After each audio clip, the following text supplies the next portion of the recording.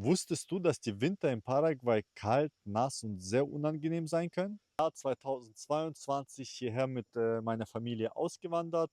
Sehr glücklich ausgewandert, muss ich dazu sagen. Ja, wir sind hier voll gut angekommen und glücklich und arbeiten eigentlich an einem Traumprojekt, ja, wie ich das finde.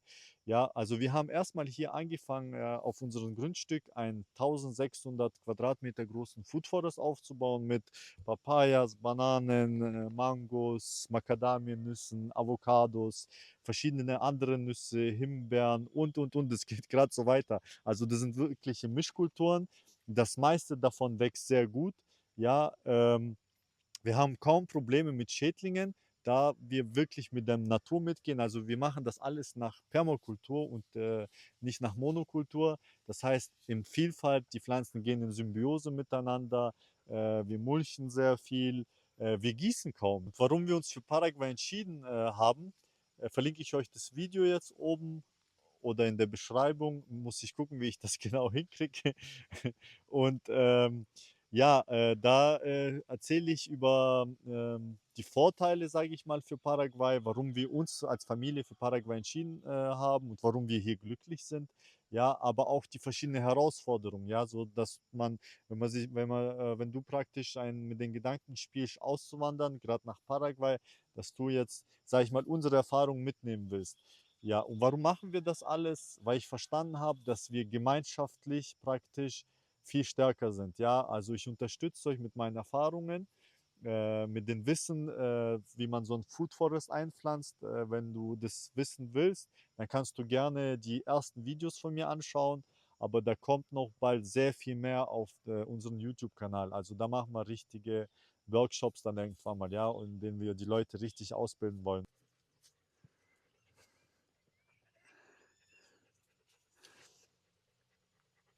So, hier sitze ich jetzt unter meinen 2,5 Jahre alten Avocadobaum. Wie ihr seht, der ist schon mächtig.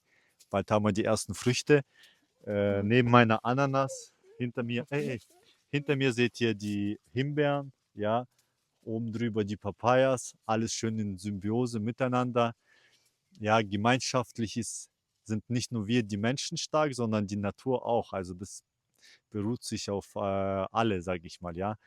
Und warum ich diese Tipps mit euch teilen möchte, ja, also Paraguay ist eine komplett andere Welt, wie wir es aus Europa kennen, aber es ist eine wunderschöne Welt, ja.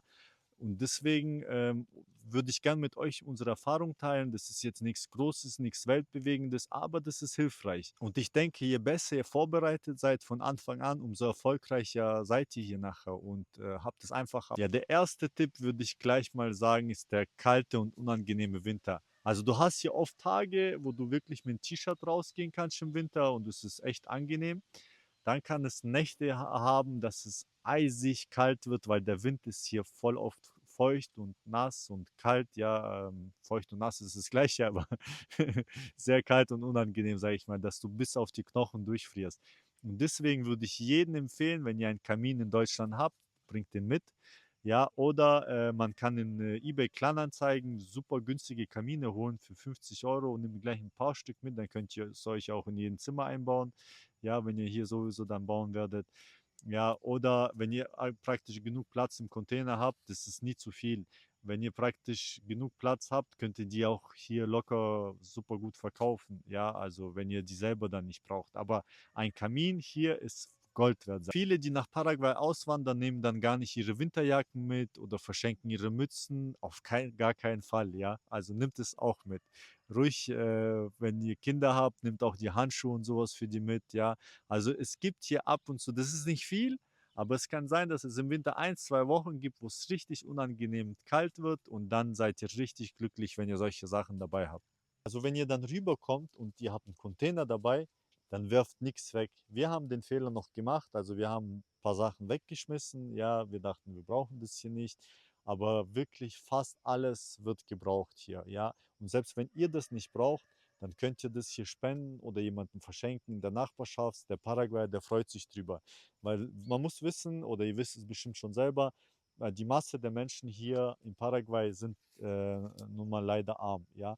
Und wenn ihr alte Klamotten habt oder Klamotten, die zu viel sind, oder ihr habt Bekannte, weil wir wissen das selber von Deutschland, man schmeißt tonnenweise an Klamotten weg, ja, und sammelt die auf und so viel Platz ihr habt im Container, macht die voll und verschenkt die hier einfach, ja. Also dann, ja, also ihr tut euren Nachbarn, sage ich mal, einen riesen Gefallen damit, ja, und den Paraguayer selber. Hier gibt es ja auch die Indigenen, die, sage ich mal, sehr leiden hier, sage ich mal, ja, und wenn ihr denen Socken und Schuhe und Jeans den Kindern mitbringt oder auch den Erwachsenen, die freuen sich riesig drüber, ja.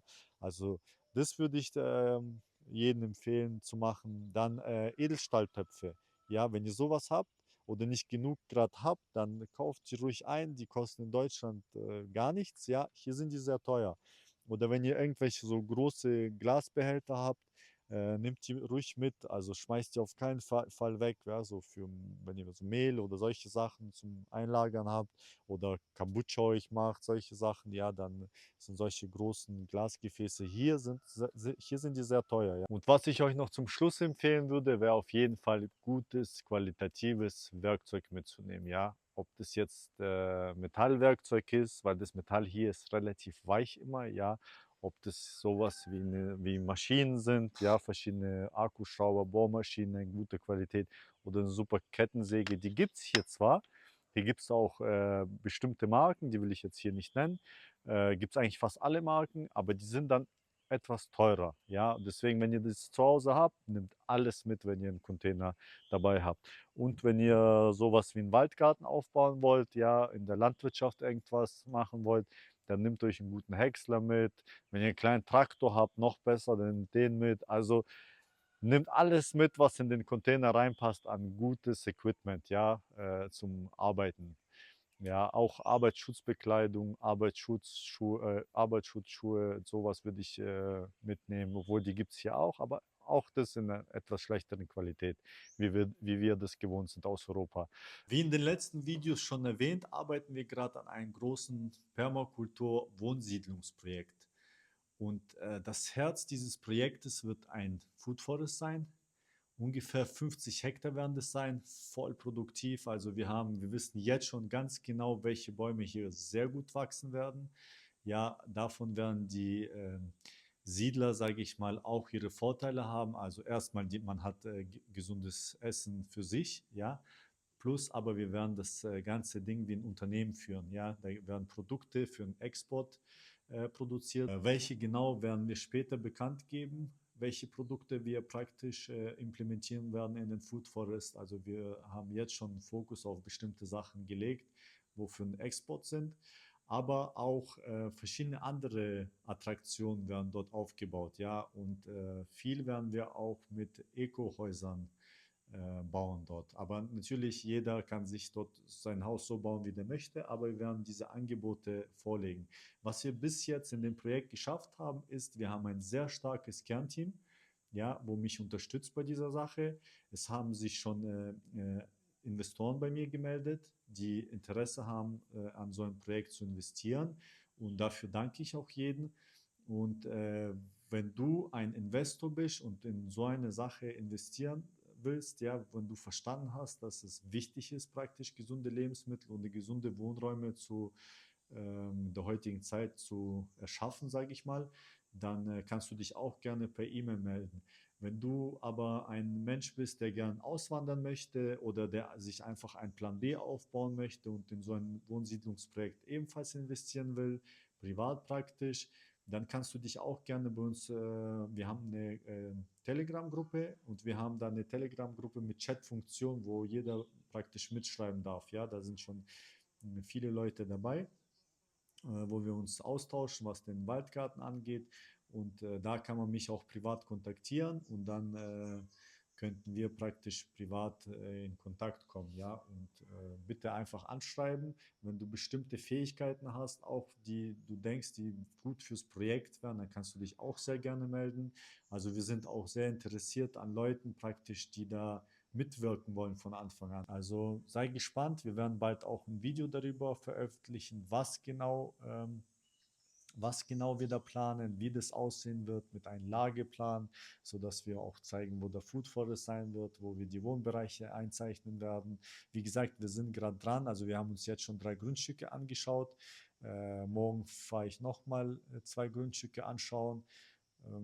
Ich denke mal, sobald wir das Grundstück jetzt fix haben, gekauft haben, starten wir sofort mit der Visualisierung des Projektes und dann können wir auch das Projekt ganz genau erklären, was wir da alles so vorhaben. Was ich jedem, der hierher kommt, empfehlen würde, kommen Sie unvoreingenommen hierher. Seien Sie offen für die Kultur.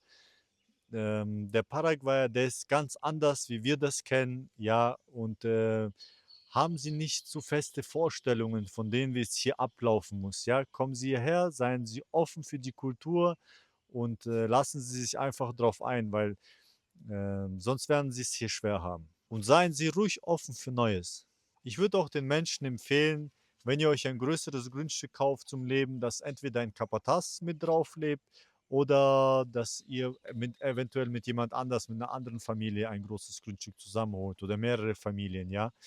Also dann könnt ihr auch sorgenfrei in den Urlaub fliegen, ihr könnt einkaufen gehen, so dass ihr euch nie Gedanken machen müsst, ob da auch wirklich alles in Ordnung ist und läuft, sage ich mal. Deswegen alleine ein Grundstück holen würde ich hier in Paraguay nicht empfehlen. Dadurch, dass die sehr viele Menschen hier arm sind, besteht halt die Gefahr, dass trotzdem vielleicht irgendjemand sich auf ein Grundstück verirrt, wenn es ganz alleine steht und ja, irgendwo in der Pampa.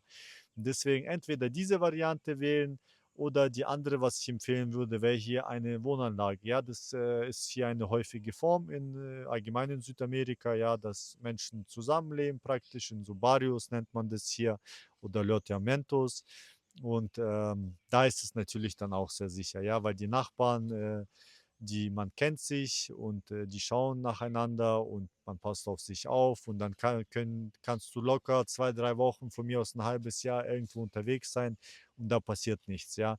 Und das wäre halt meine Empfehlung an euch. Also nicht irgendwo ein Grundstück, ein großes alleine kaufen, irgendwo in der Pampa. Ein wichtiger Vorteil für unser Barrio wird sein, die gesunden Lebensmittel. Ja, also wir legen die Aufmerksamkeit auf eine Vielfalt von Lebensmitteln, haben zwar Fokus auf bestimmte, wo wir praktisch für den Export machen, damit das Barrio Geld generiert und unser Projekt praktisch und die Mitbewohner natürlich eine Rendite davon haben, ja, so dass der Plan ist so, dass sich das Grundstück nach und nach ganz von alleine abzahlen wird, aber auch die gesunden Lebensmittel einfach. Eine Vielfalt von verschiedenen Lebensmitteln, Früchten, Beeren, Nüssen, das, was ich schon alles erwähnt habe, so dass du praktisch auch deinen Körper und deine Gesundheit einen Dienst erweist, sage ich mal. Ja, also das Problem haben wir nicht nur in Europa mit schlechter Qualität an Lebensmitteln, an Gemüse und an Früchten, sondern hier in Südamerika genauso. Und wenn nicht noch sogar mehr. Also Paraguay importiert sehr viele Sachen hier rein und die schmecken einfach nicht. Ja, wenn ich allein die Bananen vergleiche von den Laden, was ich hier hole aus Monokulturen oder unsere Bananen hier von der Plantage, das kannst du nicht vergleichen, ja, den Geschmack.